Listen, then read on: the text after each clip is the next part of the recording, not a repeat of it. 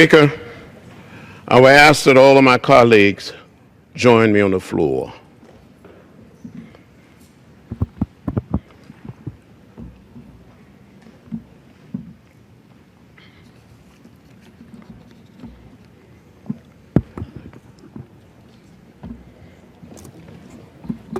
The mic's going to stay there.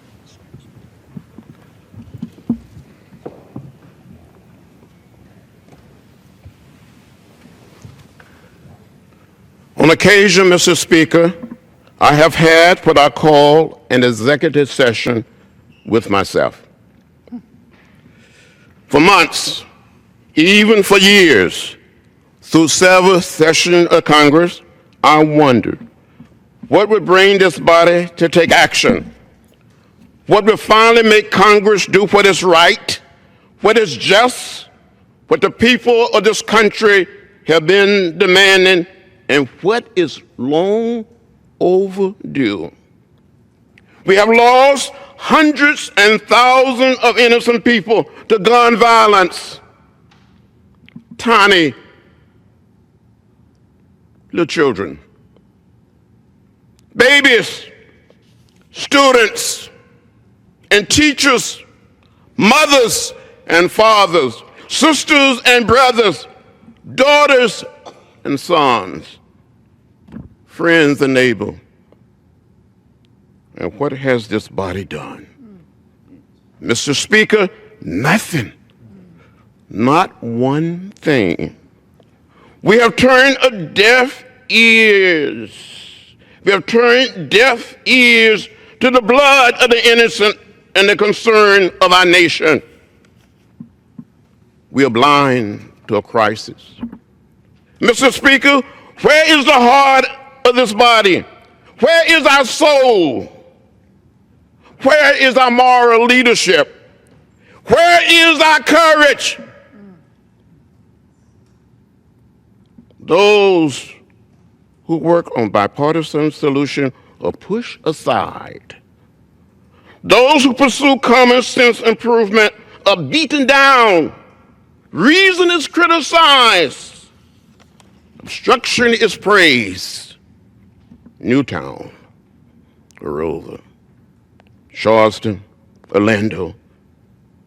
What is the tipping point? Are we blind? Can we see? How many more mothers, how many more fathers need to shed tears of grief before we do something? We were elected to lead, Mr. Speaker. We must be headlights and not tail lights.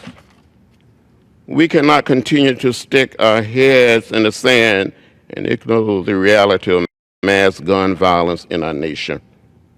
Deadly mass shootings are becoming more and more frequent. Mr. Speaker, this is a fight. It is not an opinion.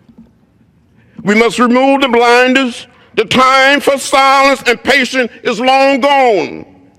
We're calling on the leadership of the House to bring common sense gun control legislation to the House floor. Give us a vote.